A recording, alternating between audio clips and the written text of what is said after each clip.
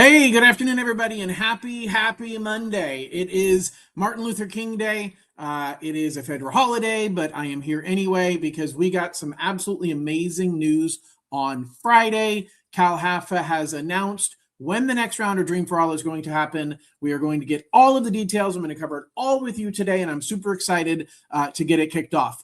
So first and foremost, if you have not heard yet, the portal has opened. It is coming up in February. I believe it is the 20th. Let me look right now. It's been a weekend, so I haven't looked at it again.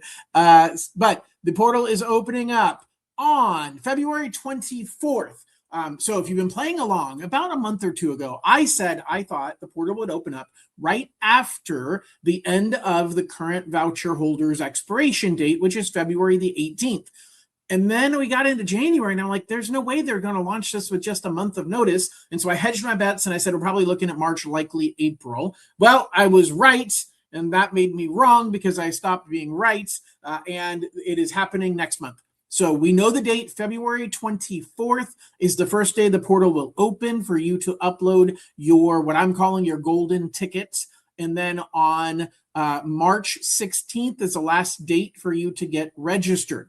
So today I'm going to cover kind of what the process is going to look like as a reminder of what happened 2 years ago. Yeah, it's been 2 years since this came out. I'm going to talk about my calculator tool and how you can use that to help you be able to figure out what your numbers look like and kind of get a rough idea of what you can do. And then I'll get you prepared for where we go from here.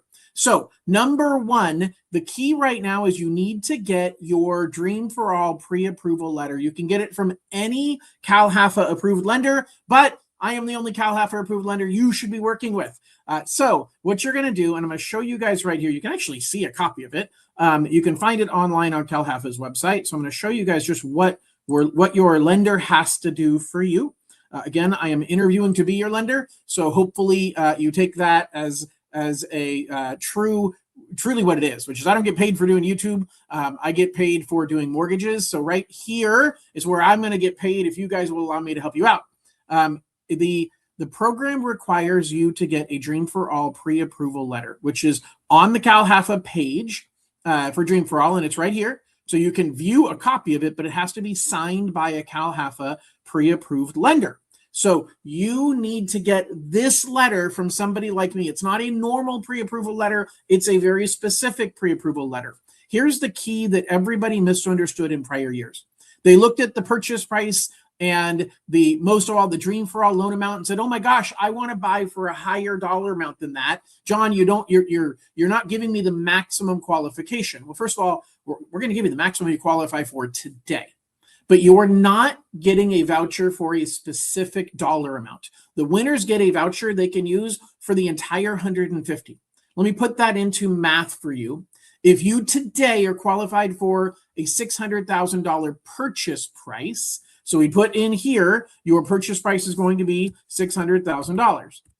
And your first mortgage in that case would be $480,000 because you are getting a $120,000 Dream for All assistance loan. Okay, so that does not stop you from going higher than $120,000. If interest rates drop, or if your income goes up, or if you pay off your debts between now and when you get the voucher in your hand, you qualify for whatever price you qualify for. The only key is you can't go greater than $150,000 for the down payment assistance portion. So it doesn't matter what we put on the letter today. Part of that has to do with the thinking of how do we get you pre-approved even if you're not fully ready? Because you have to think about what happened in the prior round. 2 years ago, 19 months ago, April of 2024, was the last time somebody had to put their name into the hat for the lottery. Yet there are people shopping today. I have 6 buyers. Matter of fact, this morning I got one of my buyers into contract on a beautiful $740,000 home, getting this client into Dream for All before her voucher expires in literally less than a month. And so the timing, that person got their portal entry done back almost 2 years ago. Everything has changed since then. I've had people who have changed jobs. I've had people who have retired. I've had people who have been laid off. So it doesn't matter what you qualify for today. What matters is what you qualify for once you get your offer, once you get your voucher in hand, and that's what you're writing an offer for. So these numbers matter, but they don't matter that much. The other thing that you'll notice when I dive into my calculators, you'll see I always talk about 3 scenarios, which is your least amount of cash out of pocket, in most cases, 0 cash to close if you're under 750 grand in a purchase price, versus paying your closing costs, versus the most amount of money out of pocket. Those are the 3 scenarios. But I typically will give you the pre-approval letter, simply making this look like you're paying your own closing costs, because it doesn't matter. So it's simplified for how you view it and how you put it into CalHFA's system. That's the first thing. Okay, the second thing that we learned that is important to understand about this letter, the borrowers on the loan are interchangeable, but the person who was the designated first-generation home buyer is not. So I had 2 different buyers between in the 2024 money over the last 2 years, that had the wrong person as the first-generation home buyer. One of them had a situation where that person, they could have picked either way, but that person had a lower credit score, and they were planning on possibly kicking that person off of the loan. We can do that, except that was the person that was validated as a first-generation home buyer. Because what happens is once you submit your lottery request, and once that portal closes on March 16th, then CalHFA starts the process of verifying that everybody who is a winner or a waitlister is truly a first-generation homebuyer. They told us 2 years ago that was basically a private investigation firm that they were hiring to go through and do background checks on everybody to make sure that your parents do not currently own a home if they are alive, didn't own a home at the time they passed away if they are deceased, or you have a get out of jail free card if you spent any time in foster care. Then you don't have to meet those rules of your parents not owning a home. So that's the rule, that there's nothing in your credit file that proves that's true. There's nothing I can pull up. So CalHFA says the only way we can verify this is if we run it through a background investigation. Well, 2 years ago, they only investigated the one person that you checked the box on. Another one of my clients, they actually checked the box on one of the borrowers. That borrower owned a home up until 5 years ago. So you can qualify as first-time home buyer. First-time home buyer simply means you have not lived in a home owned by you or your spouse anytime in the last 3 years. You can own a rental property and still be considered a first-time home buyer, as long as you have not lived in it anytime in the last 3 years. But the kicker is the first-generation home buyer.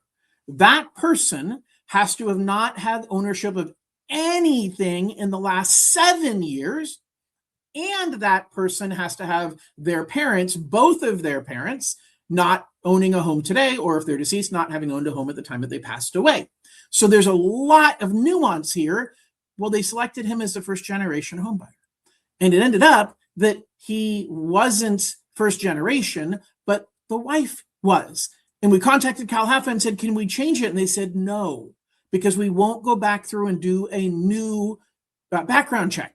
So we don't know that the wife is first generation, which kind of leads the point of, well, but how did you let the husband through? Because he wasn't first generation. So I don't know how that happened. I don't know how thorough their background check is, but they let him through. Now, we're going to find out on February 20th when they open up the portal. I did say February 20th, didn't I? Let me look again to make sure I don't have it wrong. February 24th. So we're going to find out on February 24th when they open up the portal whether they're going to allow multiple people to be selected as first generation. I heard from CalHFA they were considering doing that, but that was about 9 months ago. So I don't know if they made that change. It'd be awesome if they did, because then you can check both parties and then you can kick either party off. And I'll talk more over the coming months on when we'd kick parties off. But basically, you don't have to include everybody on the loan. You might kick somebody off because their income causes you to go too high in income. You might kick somebody off because their credit score causes you to go too low below the minimum. You might kick somebody off because their debt load causes your debt to income ratio to be too high. But here's the deal. The only people allowed to be on title are the people whose names are on the loan. So you cannot have your name as on the loan and have more people on title. So if you kick off one of your partner, your spouse, and you don't have them on the loan, they cannot be on the ownership, which creates an estate planning problem. Because if something happens to you and you pass away, you cannot, it doesn't automatically go to them. Now, there's a loophole. You can create a living trust that I won't get into right now. I've recorded prior videos about that. There's a way around it. I'm an expert on that. I can help kind of talk you through that piece, okay? But this whole thing about borrowers here, you can put Bob, and I can put Jane, and I can put my sister Mary if I want to, okay? But everybody on the loan also has to live in the home. Now, if later on I say, you know what, I don't want Mary on the loan anymore, but I had her on my voucher, it's okay to kick her off as long as Mary wasn't our first generation home buyer. The key is the person or people, if they let us verify multiple people as first generation, the person or people who are the first generation home buyers have to stay on the loan. And so that's the only piece of it. You can't add somebody who's not going to live there. You can't use income from somebody who's not on the loan. So if you're on the loan, I'm counting your income, I'm counting your debt, I'm looking at your credit. If I want to get rid of you from the loan, that's great. I can ignore the income or the debt or the credit that's a problem, but I can't use any of your income, credit, or debt because you're not on the loan. So I'm an expert in helping guide you through this. Again, I am interviewing for the job of serving you and taking care of you through this next round, and anybody that you would trust to refer to me. Check out the link above, scan the QR code in the corner to get into my app, take a look at the numbers, and get a hold of me to help guide you through this process. So this is your number one goal. Getting this document, actually I can point this way because that's where it is on your screen, getting this document put into your hands so that on February 24th, you can register in the portal. There is no benefit to being early. Zero, zip, zilch, none. But it means you're done. Okay, it means you're done. I do not want you to be like my one client. So I had 77 clients in 2024 who got pre-approved and got into the lottery. I had 78 that got pre-approved, but one didn't get into the lottery. They assumed that we put them in. Now, we were texting and emailing and calling, and they misunderstood the text. And the way that we asked the question, they thought we were talking about something else, and they responded with, yes, we're done, which we thought meant they had put themselves into the portal. And so it was a miscommunication, but they didn't get into the portal. And so you are responsible for putting yourself into the portal. We cannot, you have to certify under penalty of perjury that all of the information there is true and correct. We know how it works. Once the portal opens up again, I'm going to do a live stream again, and I'm lots of videos, you guys know that, but I'm going to do another live stream on the 24th when the portal opens up so that I can show you what the portal screens look like. It may or may not be the same as 2 years ago, but I'm going to do that for you so that you can see what it looks like.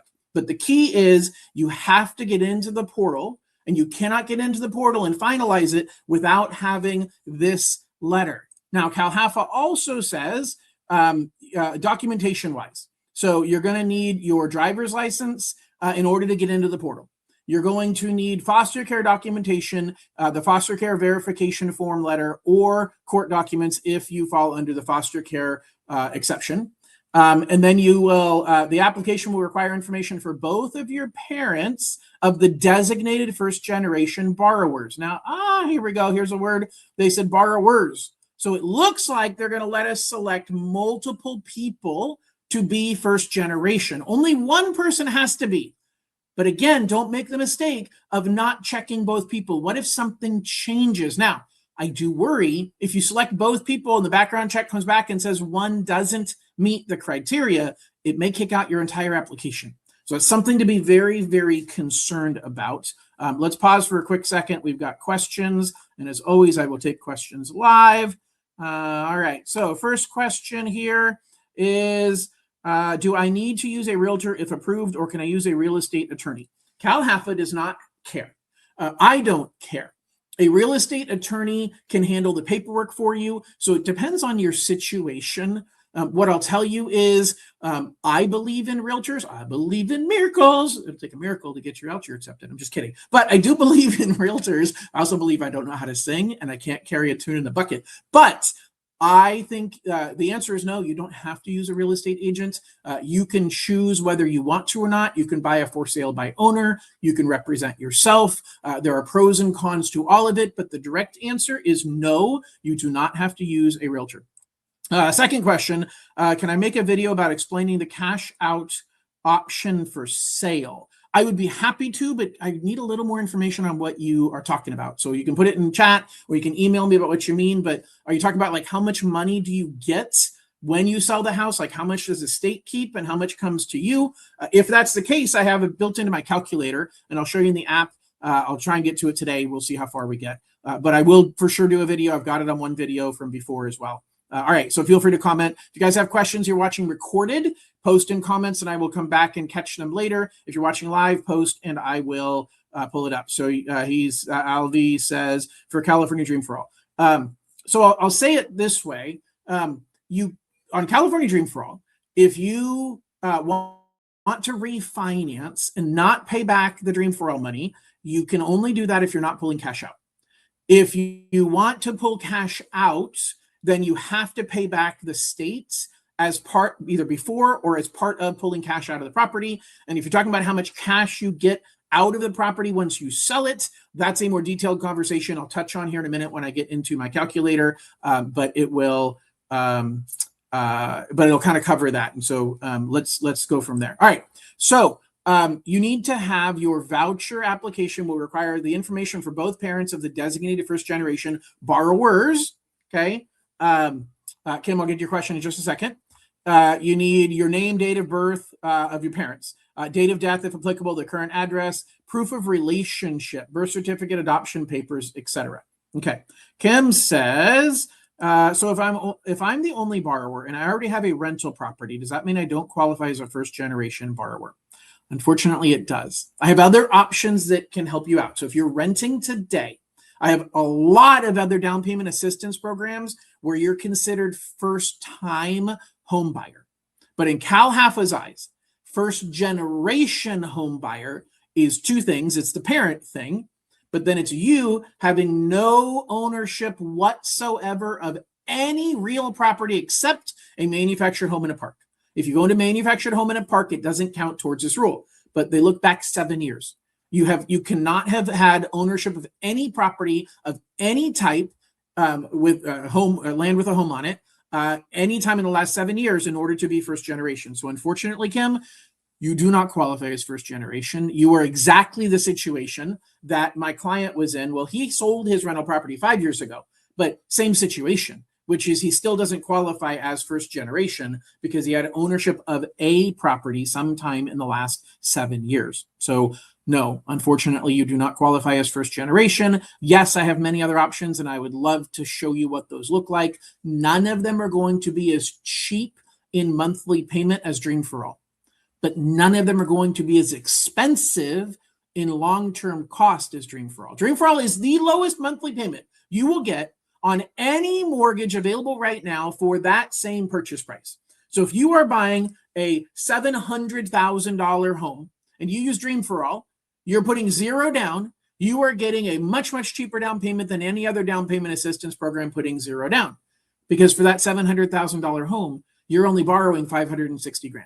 For every other program, you're borrowing close to $700,000. So Kim says, what are the exceptions like manufactured homes or mobile homes? Yes, as long as they're not on a permanent foundation. So if you owned a mobile or manufactured home that is on rented land, like leased land in a mobile home park, that is where it doesn't count as you having owned property in the last 7 years. But if you co-signed for your parents and owned their property for a month until they took your name off of it, technically you are no longer a first generation home buyer. If you had a property that you had and you got divorced and your spouse kept that, your ex kept that, but you were on title anytime in the last 7 years, you don't qualify as a first generation home buyer.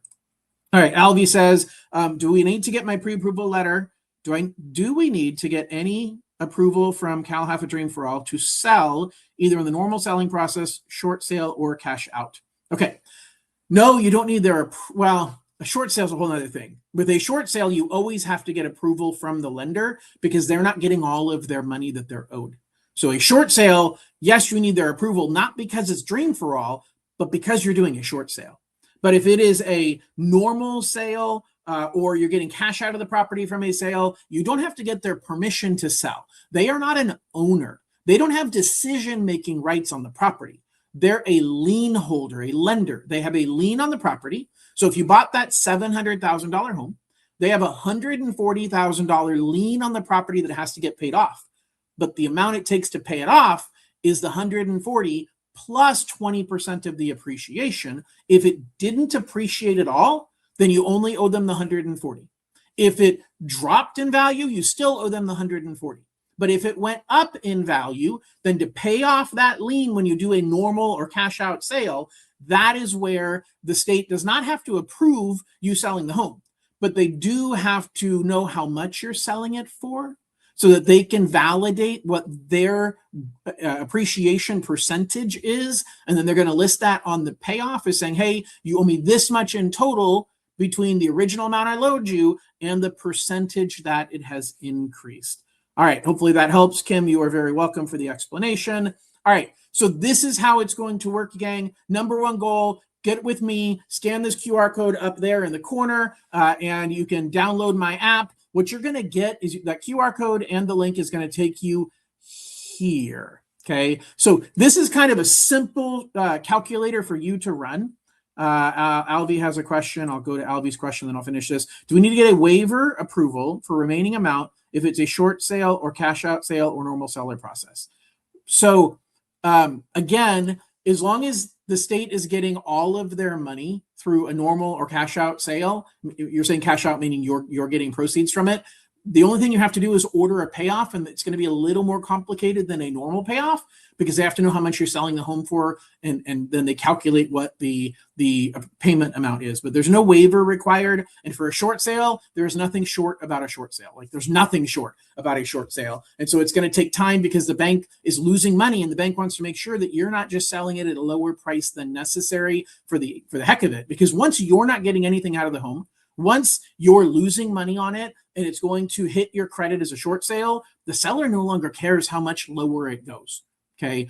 If it was a purchase money loan, meaning you didn't refinance it again, then it's considered non-recourse. Now I'm giving you legal advice here. Excuse me, I'm not giving you legal advice. I'm making a statement that could be construed as legal advice, but I'm not an attorney. That was my point. So don't take what I'm saying as legal advice. But non-recourse debt means they can only come after the property. They can't come after you. So for you, you don't really care whether you're underwater by 10,000, 50,000, or 100,000, which makes the bank more nervous. They need to make sure that they're the ones that are going to lose 10,000 or 50,000 or 100,000. So they need to be triple sure that they're not letting it go for a whole lot less than they could get if they took it in foreclosure and sold it themselves. So that's an important thing to understand about a short sale. Nothing short about it. All right. So what is this? This is my simple calculator. I kind of gave you a simple version. You don't have to log in. You don't have to create an account. It just gives you a rough idea and says, hey, I want to buy a house, and I want to buy in San Diego County, and I want to buy a $950,000 home. What's that going to cost me? Okay. So basically what this is telling you is, hey, at this price, you get the full $150,000. Congratulations. You're over $750,000. What are you looking at as an approximate monthly payment? So this shows you basically paying the closing cost only scenario. So it's saying, hey, I'm buying at $950,000. This only shows the middle scenario of the three that I talk about. And it says, hey, your payment would be about $6,000 a month. And you'd be looking at an $800,000 first mortgage and about $47,000 out of pocket. But wait, there's more. You can put as little as $5,000 out of pocket, or pay as low as $5,800, $5,775 with a bigger down payment. And so you can create an account and be able to see if you qualify for it. And so you click here and say create an account, and you're just going to plug in your information in order to create an account. Now I already have an account, so I'm going to go ahead and sign in here really quickly and show you what it looks like once you get behind the scenes. So you're going to go through a couple of screens first that are going to walk you through capturing your info, capturing how much money you make per year, capturing what your debts look like, but you get to plug what your credit score is. You get to plug all of this information into my app so that it can accurately run your numbers. So now you can run the numbers very specifically and say, hey, I want to know what the most is that I qualify for. Well, based on the $175,000 that I said that we earned here, we are looking at a maximum purchase price. My God, I could buy $1 million home. I could spend almost $7,000 a month, and I could buy $1 million home with no money out of pocket, or a $1.1 million home with over $100,000 out of pocket. So it shows you all of your options right here. Okay. But you might look at that and say, John, you're crazy. I'm not spending $7,000 a month. Then click on this specific payment and say, I only want a payment of $4,500 a month. Awesome sauce. Then you can do it for $4,500 a month. You can plug in here how much you're willing to spend. That kind of narrows it down to say, well, I'm willing to spend $40,000 if I can make it work. Cool. Well, here's what we're looking at. For $30,000, you could buy a house for $734,000 and have a payment of $4,500. But to get an even lower or higher purchase price, you're going to need about $70,000, and that's more than what you said you had. That exceeds your cash by about $30,000. But maybe you can get some money from a gift from family. That's absolutely allowable. You can tap into your 401k. The president right now is talking about allowing people to tap into their 401k without penalty, and not even counting it as a withdrawal and not getting taxed on it. So there's some really crazy things happening right now that may, in fact, impact you before you are able to use this voucher. You might have even more options available to you. And then the third situation is you might say, John, yeah, that's great, but I really want to buy at a specific price. I really want to buy a house. I've got my eye on something that is $795,000. So what's that gonna look like? And so now it says, great. Well, with your lowest cash to close, $795,000 would be about $4,000 out of pocket, and about $5,170 a month for your monthly payment. If you said, I'm willing to put some money out of pocket, so I can put around $40,000 out of pocket. Again, I'm showing you 3 different tiers. If you want to look at an exact number in between, you can click this customize the amount I contribute, and you can change it to an exact number. But I'm just showing you 3 really simple ways to think about this, because there are brackets. There's a minimum amount of, or maximum amount they will loan you, which maximum that you loan is the minimum out of pocket. And then there's the minimum amount they will loan you. In other words, the maximum down payment. So that's what you're looking at here. Maximum out of pocket, lowest out of pocket, somewhere right in the middle, depending upon the circumstances, which really is you just paying the closing costs. Now, as you start getting into significantly higher price points, and you say, hey, I want to buy a $1.2 million home. Awesome. The problem is you're not qualified. So I programmed this app to really help walk you through it. I'm trying to make this as simple as I can for you and make it simple for us as we're working together. Because everybody that I pre-approve, I'm updating your numbers into this app. As you get your voucher or you're on the wait list, we'll update the app. I update this every single day with CalHFA's interest rates so that it's pulling in the actual rate of that day. Now, you don't lock in an interest rate until you get an offer accepted, which is long after you got your voucher in hand. So the rate today is just a ballpark idea, but you can save scenarios, you can email them to yourself, you can export them as a PDF, and the most important thing I ask from you, share this with everybody you know. Click this share button and share this with someone you care about, okay? So you can copy your share link, you can post it, post it on socials for me. Help me help your friends and family. Help me get the word out. If you think that I'm providing you good information, please like the video, subscribe to my channel, share this video, and share my app.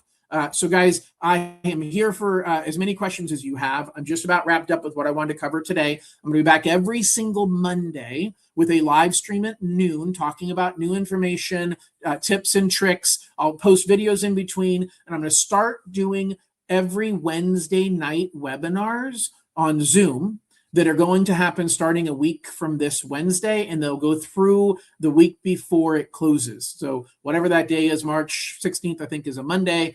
So whatever March 12th, that week before is the last Wednesday night. So every Wednesday night, with the exception of I think 1 week that I'm out of town, I will be doing a video Q&A via Zoom. So you can log in, you can talk to me. It's a lot easier being kind of in a an environment where we can talk through your questions instead of just posting them in chat. If you have questions right now and you want me to answer them, I'm happy to answer them right now. If you're watching recorded, feel free to post questions at that point in time. By the way, I'm filling a little bit, so if you have questions and you're thinking about posting it, now's the time to start typing, because I'm going to wrap up in just a second. So if you are watching recorded, post your questions. I'll come back and catch them periodically. And most important, get started now. We're already getting busy. I've already got a lot of people who are reaching out. I've had a lot of people who have been reaching out. I believe, and hopefully my channel has shown this to you. If you haven't been watching me, please go back through and look at my videos, subscribe and keep watching. I don't think anybody is as informed about this program as I am, and I'm putting a lot of information out there for free because I want to help you no matter if you use me or not. But I do want to be clear. If you're getting all your information from me and you're using somebody else, why? Like, why? Because I've got all the knowledge, and there's things about your situation you might not be able to connect the dots. And if your lender's not knowledgeable about the program, they're not going to connect the dots either. And so I can see things ahead before you run into those challenges. And for sure, I'm interviewing for the job of being your lender. So scan this QR code up above, click on that link. It's going to take you to this calculator page. Do the free version, but log in. Create an account, put in your income. We'll follow up with you. We're not going to spam you bad, but we are going to follow up with you. And even if you don't use me, you still get the use of the calculator. But I'd love to have a consultation with you, either myself or somebody on my team. We'll talk to you and really help you understand what your options are. So I really appreciate everybody joining. Does not look like I have any questions. So I'll see you all next Monday at noon for a live stream like this. And then starting a week from this Wednesday night at 7 o'clock, we're going to be doing a Zoom call, and I'll get more information about that over the next week and a half. Thanks, everybody, for listening. Have an absolutely wonderful rest of your holiday, and we'll talk to y'all soon. Bye-bye.